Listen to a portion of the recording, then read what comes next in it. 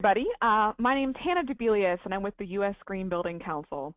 I manage the USGBC Students Program, but I'm very excited to be with you all today to talk about Campus Conservation Nationals. So thank you so much for joining this kickoff webinar.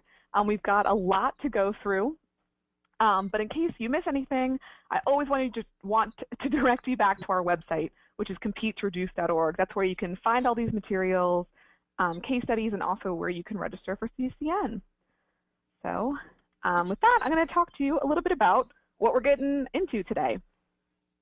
The first thing I'm going to do is talk a little bit about what CCN is and what it kind of means to host a competition on your campus, and also the benefits to doing that on your campus. Then I'm very excited to have a special guest with us today from Berea College, who will speak as the voice of a participant and tell you a little bit about how the competition went on their campus. Then we'll get into more of those details and tell you exactly how CCN works and how you can make it work on your campus with however your campus is set up or your buildings, and we'll get into some meter data and all of that. Then we'll go through some next steps to give you a very clear timeline of the things that have to happen between now and running a competition.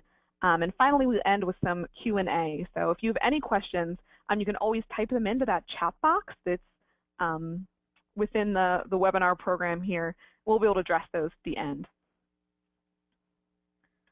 So with that, let's get started. The first thing I really want to talk about is just what is Campus Conservation Nationals. I hope a lot of you have heard about this before and maybe even competed before, but for many of you, this is probably new. But now in its 5th year, Campus Conservation Nationals is the largest electricity and water reduction competition for colleges and universities in the world. CCN gives a common voice and motivation to hundreds of thousands of students across North America, all working to mitigate the impact of climate change through changes in personal behavior. It's just a really exciting competition because the tangible impacts from CCN are so clear and a great way to really measure the effect that behavior change can have.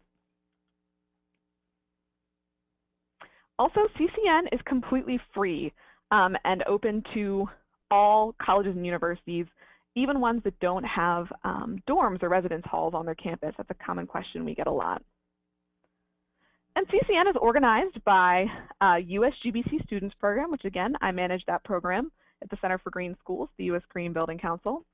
Lucid, who we have a representative from Lucid on the line today who will be talking to you a little bit more about the awesome tools that Lucid provides to all people or all schools that compete in CCN.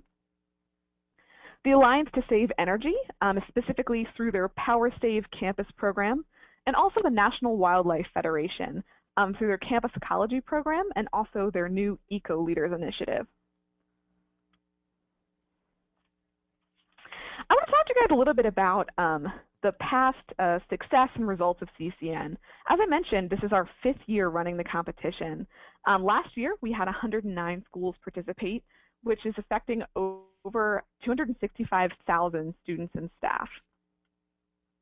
Also, those schools came from all across the United States and Canada, although special points for anybody who's out in the mountain range on this call, because we'd love to see more participation out there.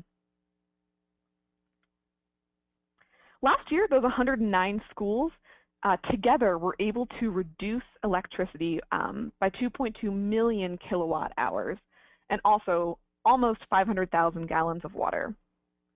But what that really means in more tangible terms is that's enough electricity equivalent to taking 201 homes off the grid for a year and enough water to fill 1.8 million water bottles.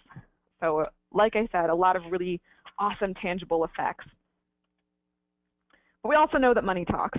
So what that means is that it's almost $200,000 saved on electricity and water for schools, and also 3 million pounds of carbon were averted from the atmosphere.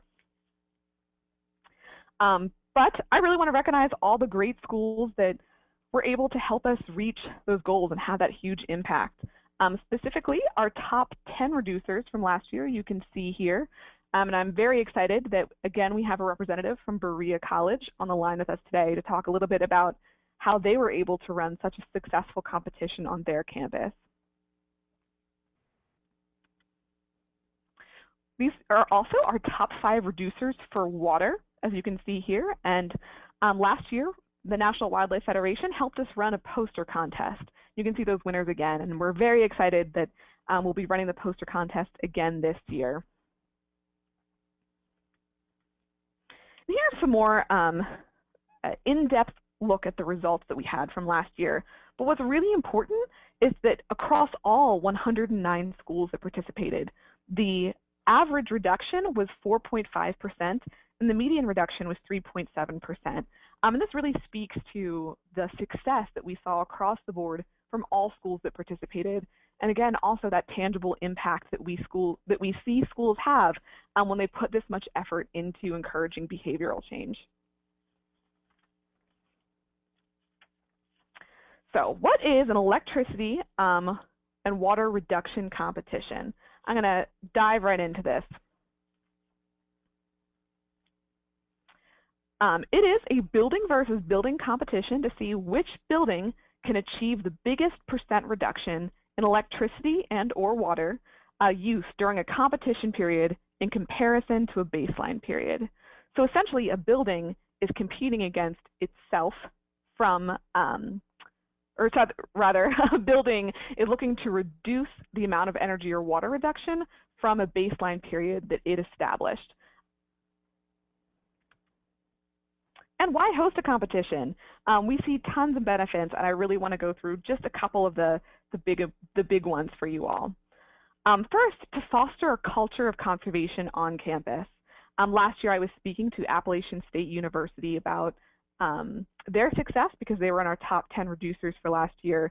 And this is what they told me, that it was amazing to see this culture of conservation on campus. And while the competition was going on, they said you could walk up to any student and ask them about sustainability on campus, and they could talk about these specific actions in this competition to really drive that culture of conservation. Also, the obvious one, it saves less electricity and water. You'll be able to say, definitively, this is how much electricity or water your building or your school was able to reduce, and that's really exciting. Also, this is the one near and dear to my heart, running a students program, but it empowers students to develop leadership, community organizing, and career development skills. This is so important because we encourage really strong organizing teams on campus, and we often see that these teams are completely led by students. And by empowering students to really do this behavioral change in a peer-to-peer way, it's not only incredibly effective, but exciting for students for that opportunity for leadership. And last but certainly not least, to have a ton of fun. We see the best pictures come in from schools doing really creative activities, whether that's some of the ones you see here, which are some outdoor exciting things, or in the bottom right, you can see where a school, I believe it's Brown University, built a model of what an amount of carbon would look like. And they would break down that model, which is that big box, and then set up elsewhere on campus as kind of this flash mob behavior change model, which is exciting. And a lot of that fun also happens in the dark. We see a lot of do it in the dark competitions, everything from s'mores by candlelight to a dodgeball competition in the dark, and all that sort of thing. So it really is fun and creative to get involved in. And with that, I'm very excited to turn it over to one of our champion schools from last year. I'm joined by Joan Pauley from Berea College in Kentucky, and I'm very excited for her to tell you all about the success on their campus and maybe some lesson learned they have. So Joan, go ahead and take it away. Okay, thank you. First of all, thanks for having me here. Hopefully this will be helpful to you guys. We at Berea decided to brand both the competitions, Recyclemania and CCN, and call it the Berea Eco Challenge. Both competitions happen at the same time that when we participate, so we wanted to really leverage both competitions at the same time and increase awareness of both, because some folks had awareness of one and not the other, so we decided to go ahead and brand it with both. I can't emphasize enough what really made the difference for us was putting together a very, very strong competition committee. So this was our Eco Challenge committee. We developed job descriptions for each one of these titles that you see here, and we did interviews. We put the word out that we were looking for Eco Challenge participants and as a committee, and we had enough interested students that we actually were fortunate enough to conduct interviews and select them. So they felt really honored to be part of this, and they were remarkable. They truly were remarkable. The other thing that was wonderful about this committee is it represented students from across campus and across majors. Sometimes with environmental efforts, you get one particular student that is interested, and that particular student has a certain major. These majors were business majors, marketing, environmental studies, so that really helped spread the sustainability message for Berea across the whole campus. The other thing that was crucial is we're a labor school here, so students work 10 hours a week in exchange for free tuition. So our recycling manager, that was her labor position, and she was able to rally all of her other recycling members, as well as our building captain managers. They're in the residential team, so they were able to rally all of the hall monitors, and that was crucial as well. So every single one of these roles were important. Having someone overseeing recycling for the Recyclemania, marketing for sure, technical manager, that was a student that kept up. He majors in economics, and he kept up with all the data. And then building captain managers were people that were over all of the res life. So that right there made all the difference. If I had to say do one thing, definitely do that. The next thing that we did with this committee is the students set the goals. They decided they wanted to increase recycling by 40%, which would put us at 4 pounds per person. And they set the goal of ranking in the top 10 nationally. That wasn't done by staff or faculty. That was all their goals. And then we actually were really diligent in communicating through our Facebook pages and through any events that we did. We set the bar. We said this is where we want to get. So you have to really communicate those goals very clearly and often. Then after that, we went back to students and said, okay, what would incentivize you to meet these goals? We organized our competition. We had 14 dorms, plus we have an eco village here. So we clustered the dorms in neighborhoods, and so we ran our competition that way. We wanted to put a little bit of healthy competition. So if one dorm in the neighborhood was not performing and another one was, that they would feel a little positive peer pressure there, and that seemed to work as well. So we collected the data by neighborhood for both CCN and Recyclemania. So we gave a prize to the winning neighborhood that won both those competitions, and then if they placed in the top 10 in CCN and increased recycling, then we had a whole student-wide carnival, and they met both those goals.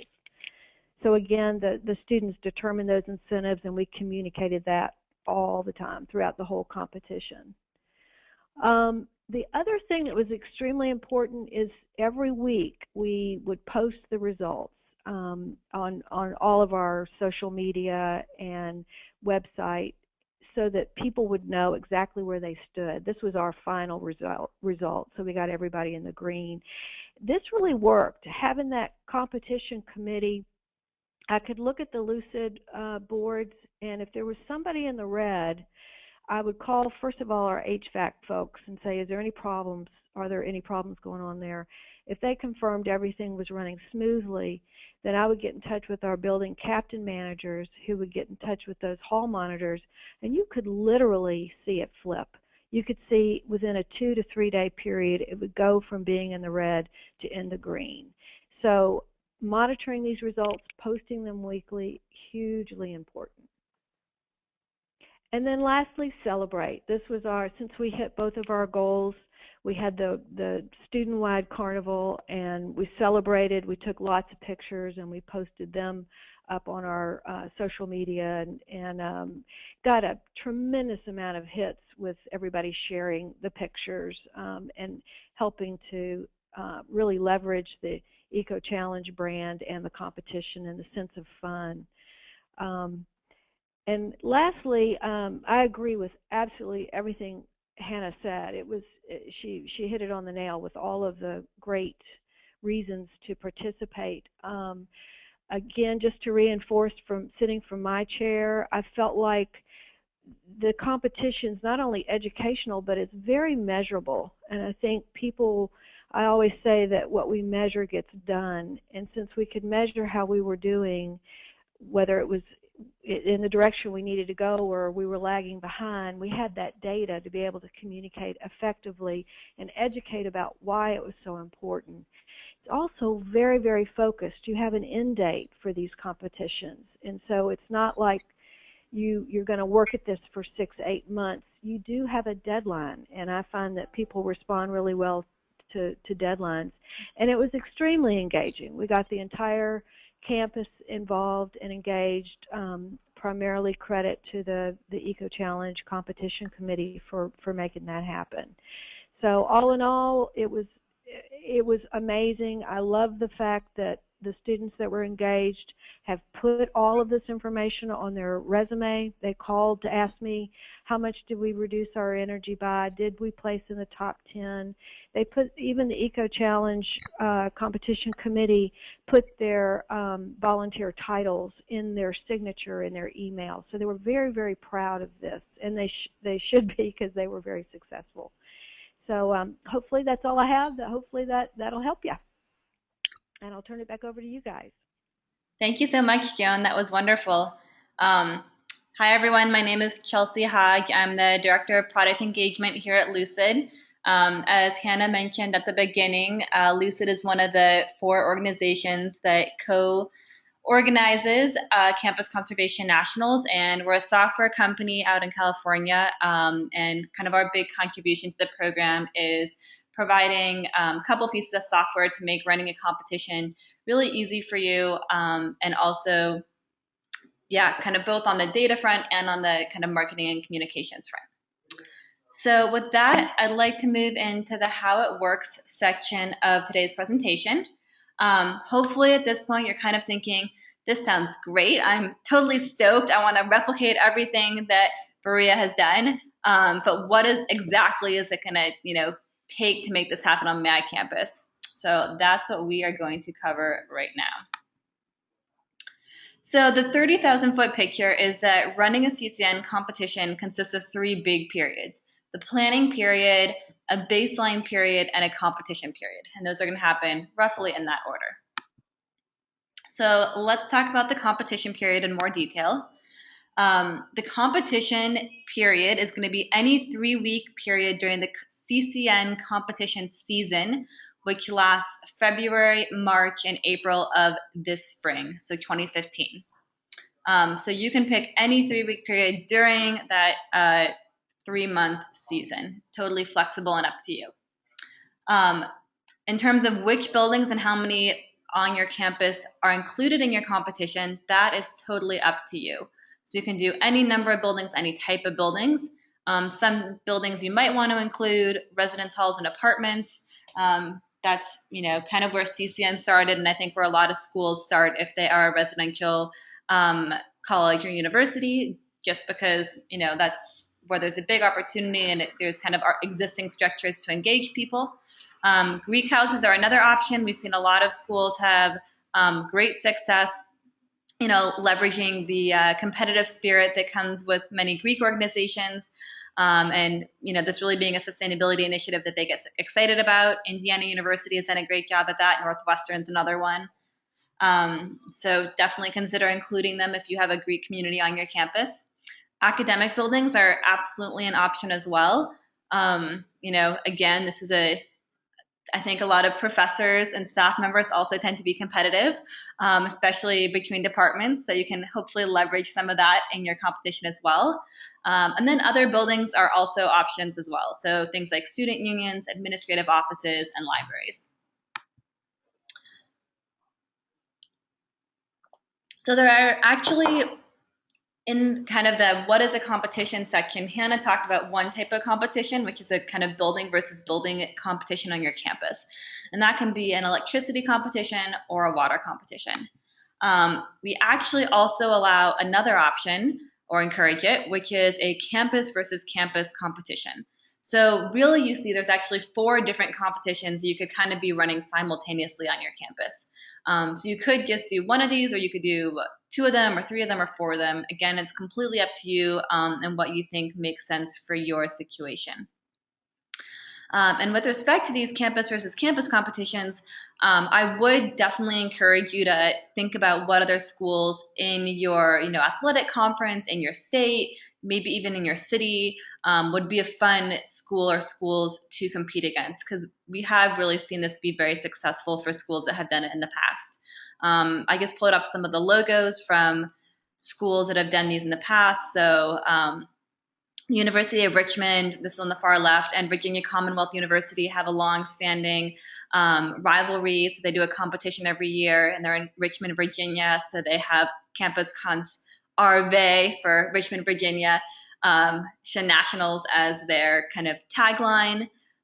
There's a number of schools in New York that do a New York Megawatt Challenge every year. We have a Bluegrass Unplugged competition with a group of Kentucky schools. Berea, which was actually one of those.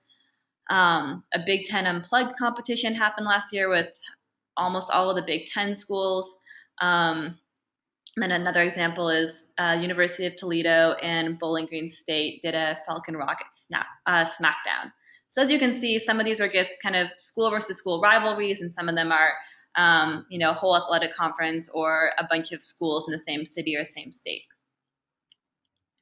Just to be clear, basically Actually, I take that back. Typically, I will say most campuses do a building versus building competition if they have building level metering on their campus. And then they usually do a campus versus campus competition on top of that if they, are interested. But you can also just do the campus versus campus if you want. And that's an especially good option if you don't have building level metering on all of your buildings. Okay, so moving on to the baseline period, we're kind of going backwards here. The baseline is, again, what we're going to be comparing your usage during the competition period to. So again, when we calculate these standings, first place, second place, third place, we're going to be basing those, the software bases those standings on the % reduction in electricity use or in water use during the competition period in comparison to a baseline period. So you get to choose when your baseline period is going to be. We recommend, and most schools choose, the 2-week period immediately prior to their competition. And if you're thinking about other options like the year before or the average of past 3 years, all of those are options as well. And we actually kind of go into baselines in depth and really geek out on the subject in the CCN competition planning guide, which is on the website. So if you have baseline questions, we have answers for you, and we'll find one that works for you. So moving backwards again, let's talk about planning. So there are kind of 5 big steps to planning a competition. So the first one of those is to form a team and plan like a champion. Second is to add your buildings, your meters, and your competition to Building OS, and that's kind of the back-end piece of software you're going to be using to enter all your data, and that will automatically calculate your competition standings. We'll talk about that more in a moment. The third big step is to collect electricity and water meter data and enter it into Building OS. And this, as you can kind of see, spans the planning period, the baseline period, and the competition period. And the reason for that is you actually are going to want to do a couple of practice readings during your planning period to make sure you have your data collection system down pat and there's no kinks that need to be worked out before your baseline period starts. And then during the competition period, you're going to implement step 4, which is to implement your outreach and behavior change plan that you've kind of created during the planning period. And then lastly, participants, of course, will compete to reduce their electricity and water use and check competition standings on building dashboard and building blocks. So we're going to go into each of these in a little more depth.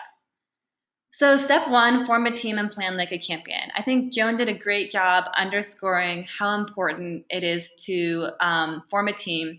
We give you a lot of guidance on this on the CCN website. You know, I'll talk about all the guides we have available in more depth, but we actually provide sample position descriptions for all the different positions. We have some like recruiting emails to help you recruit people for these positions, all sorts of different tips and tricks for making your committee and your team a success.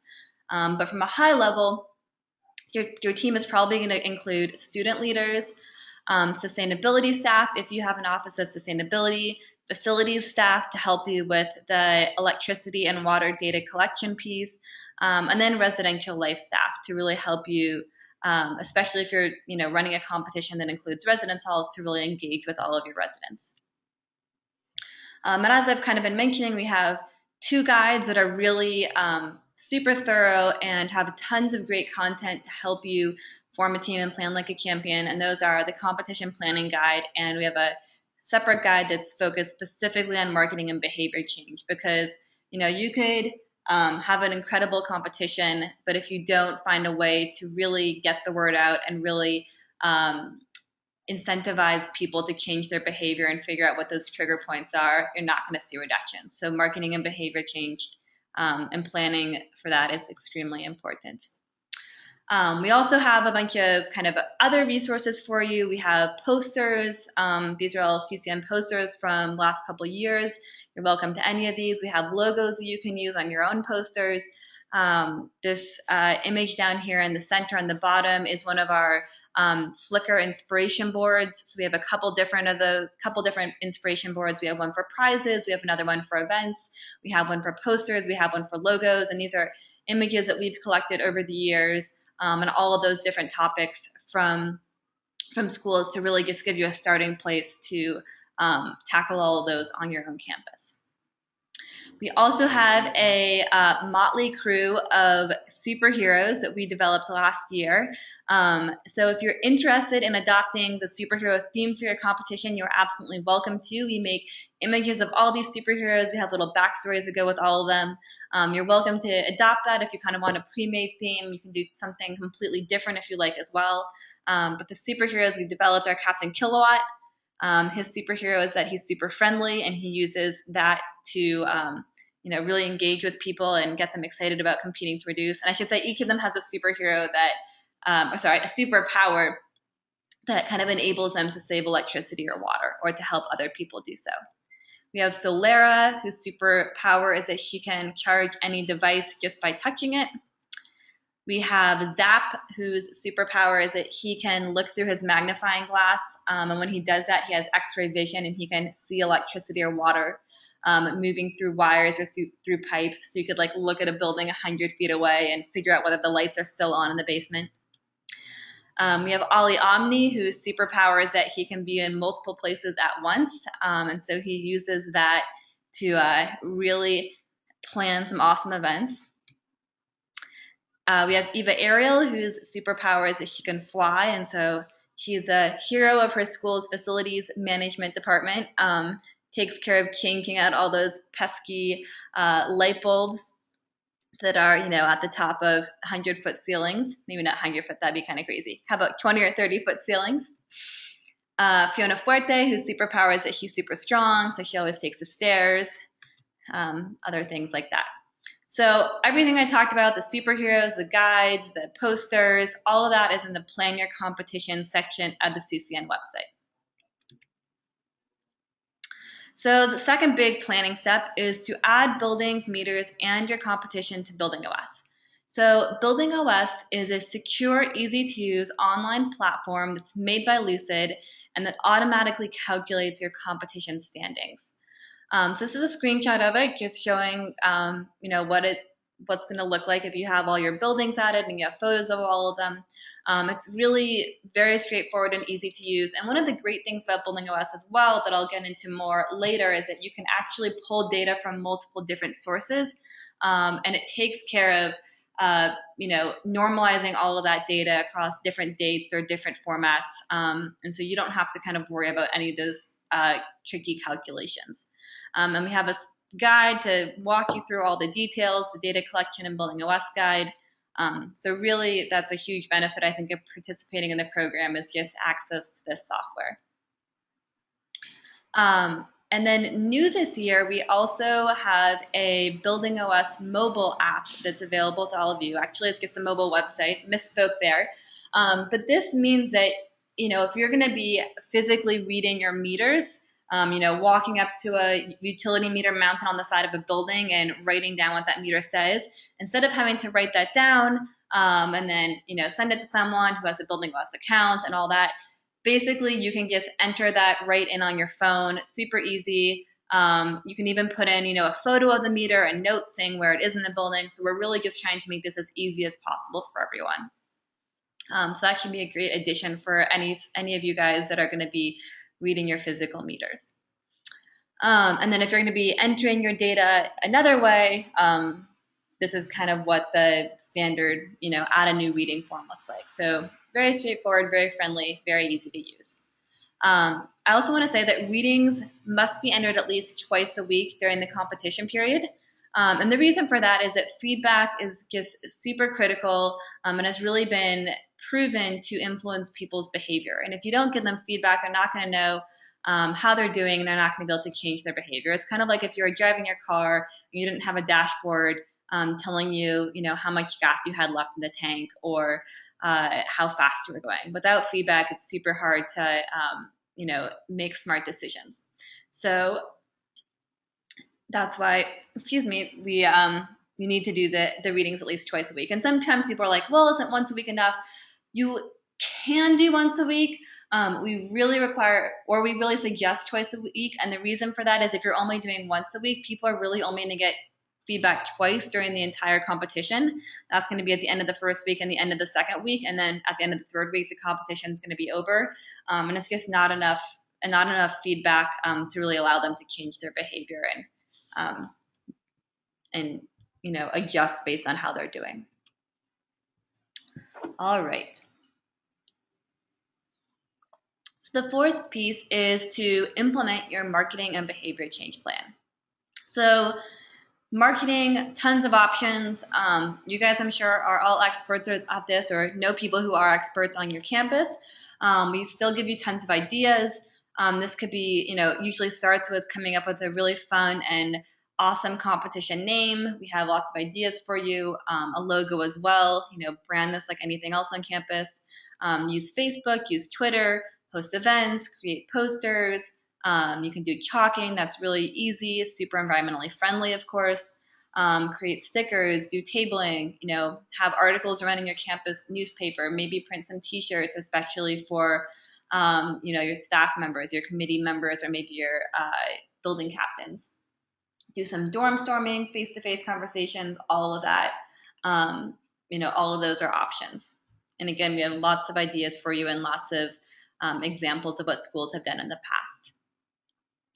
And the second part of this, of course, is the behavior change programming. So this is going to be programming that makes use of all of these different behavior change tools, and those include things like education, feedback, competition, commitments, social norms, incentives and prizes, prompts, implementation intentions, and default options. So maybe some of those are familiar to you, maybe they're not. If they're not, it's a great learning opportunity. If you have any students that are marketing majors or psychology majors, this is a really fantastic opportunity for them to apply some of the things that they're learning in class to crafting an actual marketing and behavior change plan. So just one example, this photo on the left is actually a professor at Brown University. And so this, I guess, think is great. It's not only getting out the word, but we're also kind of establishing a social norm by having him wear his t-shirt, and he's just, communicating to the, probably a couple hundred students that he teaches each day that he's a supporter of this competition. And then the commitment widget in the middle is another example. There's a lot of social science research out there that demonstrates, or I guess proves, that when people make a commitment to doing something, they're a lot more likely to actually follow through with that action. And when that commitment is public, they're even more likely to follow through with that action. So this commitment widget is actually part of building dashboard, which I'll show you in a minute. And here we are. So the last piece is participants compete to reduce and check competition standings on building dashboard and building blocks. So what you're looking at right now is a screenshot of kind of a model building dashboard that we created for Conservation University. And you can actually check this building dashboard out, play around with it, look around. It's at buildingdashboard.net/conservationu. It's also, there's a link from our website. But building dashboard allows you to effortlessly share competition standings and engage and educate students and staff with your own customized website. So as you can see, the URL of this building dashboard is buildingdashboard.net/conservationu. You will have your own website, a slash, and then it'll be your school name. And again, this is all free, included in the program. And it'll have your school logo there as well. And then new this year, we have a second tool, which we're super stoked about, very excited about this, called Building Blocks. And they allow you to really share competition standings everywhere. So for each building block, you can actually, they allow you to directly embed, automatically updating competition standings on an unlimited number of web pages. And you can customize your own blocks with your colors, you can change the titles, you can do all sorts of different things. And these are something that you can create within Building OS. They're responsive, so they work great on iPhones and any mobile devices. And so you could put this, for example, on your school homepage, on your sustainability website. Maybe you have an internal portal. Basically, put these building blocks in as many places as possible. It's just a couple lines of code that you get, that you have whoever is managing that website insert into the website. They'll show up. They'll automatically update on your own. It's just kind of set it and forget it. And this will really help keep your competition top of mind among all of your participants. Again, you can see some sample building blocks in the How It Works section of the CCN website. And then another part that we didn't really kind of stage out, but we often get a lot of questions about this, prizes and recognition. So prizes for school and campus versus campus competitions. These will be prizes that you will be providing. We provide the ideas. So just a couple of prizes from past schools, pizza parties are a surefire winner. This trophy you see on the left is actually from Skidmore College, and it was made by their advanced sculpture class. So I thought that was an awesome way to pull in the art department. Of course, you can do giveaways. You can have bikes donated, create other fun prizes. A lot of schools do a traveling prize, a traveling trophy, so you don't have to create a new one each year. And then for the prizes that the program provides, we have a couple different ones. So the first thing is that we provide certificates of recognition for the top 10 schools with the largest electricity percent reduction and the top 5 schools with the largest water percent reduction. And we also have 2 grand prizes. So one of those is Building OS and Building Dashboard with real-time electricity monitoring for 2 schools. And that will go to one of the top 10 schools, for 2 buildings. That will go to one of the top 10 schools, and the same thing for water, that will go to one of the top 5 schools. The CCN website has kind of full prize descriptions. We also have a poster contest, has cash prizes. Haven't finalized the amounts yet, but last year the first place poster received $500. So it's a great opportunity to get some cash for, a designer on your campus or for your sustainability office. The winning posters are going to be featured on the CCN website, and the competition, the poster contest is open to students, faculty, and staff at any school that is registered for CCN 2015. All right, so let's go on to this question that's probably the last thing that's in your head in terms of making this a reality on your campus, and that is, where will we get our data? So you have 4 options here. And just to be clear, you'll need this meter data to calculate competition standings. And remember that whatever option you choose for accessing your data, you're going to need to be pulling it at least twice a week so you can provide everyone with feedback. So your first option is to simply read the dials or screens on your physical meters. So all you need is either your eyes, a pencil, and a piece of paper, or the Building OS mobile app or mobile website. The second option is daily data from your utilities online customer portal. So some utilities provide this service, others don't. If you check with your facilities department or if you check with your accounting department, they can probably let you know whether or not you have an online account that you could download this data from. And again, to emphasize, this has to be daily data and not monthly data or bill data. Your third option is spreadsheets from your facility staff that they download from a computer database that is often called a building automation system or an energy management system or a BMS, an EMS. If you've heard any of those words on campus, you probably have one of these. The biggest companies that make these types of systems are Siemens, Johnson Controls, sometimes called JCI, Honeywell, Schneider Electric, Automated Logic Corporation, or ALC. So again, if you've heard any of these names, this might be an option for you. They can probably just log into that, create a little report for you and send you a spreadsheet, and you'll pull your data from there. The fourth option is that Lucid customers can get real-time data for their competition from whatever meters are connected to Building OS. And the great thing about this option is that all the data is pulled into the system automatically, and it's all updated in real time. And we've come up with some really innovative ways for making our software really cost effective. So if you're thinking about, wow, this sounds great, but wouldn't it be nice if we didn't have to actually go and manually collect our data twice a week?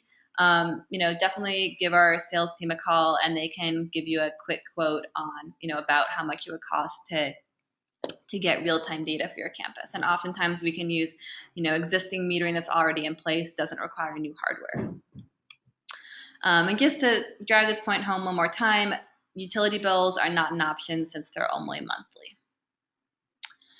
Another question we hear pretty frequently is, what if we don't have a meter in every building? So that's a great question. You have 3 options.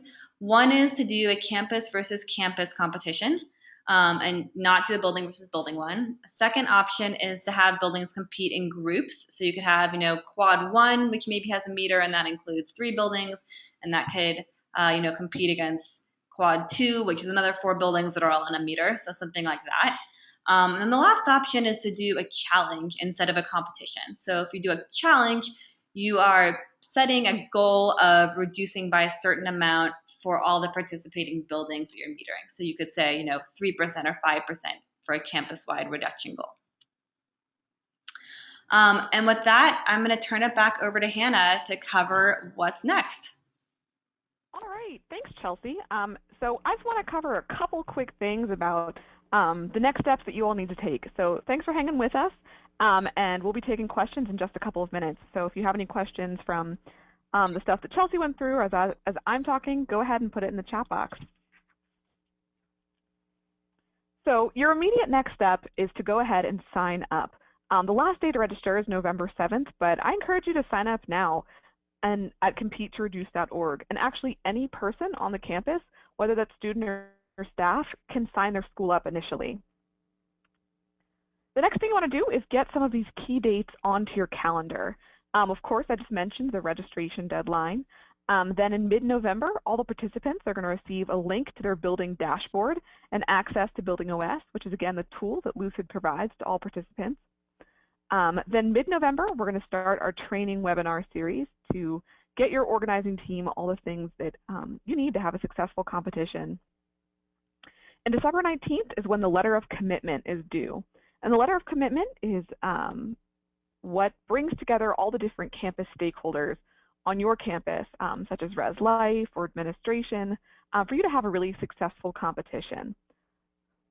Then next semester in February and April is actually when the competition window happens. So that's when you're going to be choosing your baseline and competition dates. And then in May, we're going to announce all of the 2015 results and prizes. So after that, after putting all those dates in your calendar, you want to start getting people on board. It's a great idea to reach out to your rival school or maybe a school that's in your area to ask them if they want to compete against you in a regional or any sort of competition. Chelsea mentioned a lot of the great competitions that we see across the country. Then I think it's a great idea to also invite campus stakeholders to attend a kickoff webinar. As you can see now, there's tons of info in this. And I think for a lot of stakeholders, the more information they have about what they're getting themselves into, the better. Also, for anyone who's going to the ASHE conference, which is coming up at the end of this month, we actually are hosting an in-person CCN workshop. So you can come meet Chelsea and myself and ask us any of the questions that you have. The next step then is to form a team and start planning. We cannot emphasize enough how important it is to start early with a really great team. It's a lot of work and the payoff is huge for your campus, but definitely start early and put together that team. Then again, it's going to be that letter of commitment, which is when you get permission and buy-in from all those stakeholders on your campus. So you'll be just collecting signatures for that, but really it's about you having the conversations that you need to have on campus to make the whole thing a true success and make sure that you're seeing a lot of those benefits that we talked about in this. I'd also really encourage you to consider both Campus Conservation Nationals and Recyclemania, so doing that at the same time. Recyclemania is a competition to reduce your waste on campus. So it works really well with Campus Conservation Nationals. And you can find out more about that program and register at recyclemania.org. Also, stay informed with us and also share all of your success. You can find us on Facebook at Compete to Reduce and also on Twitter at Compete to Reduce. That's when we make a lot of announcements, reminders, and also we like to share the success stories or best practices from schools. So be sure to follow those and also communicate with us through that. We really do check and read all those things that come into us. And with that, I'd like to move into some Q&A. So again, if you have any questions, go ahead and type it into the chat box. And I believe Chelsea will help facilitate getting answers to some of those questions.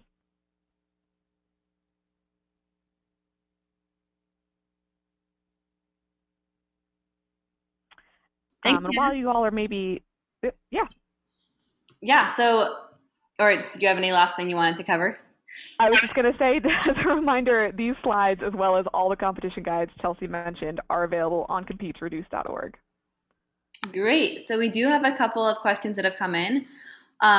One is CCN 2015 open to New Zealand schools? This is from Mark. Mark, that's a great question. Yes, the program is open to schools from New Zealand, Australia, England, Antarctica, wherever you might have a college or university. We would love to have you participate.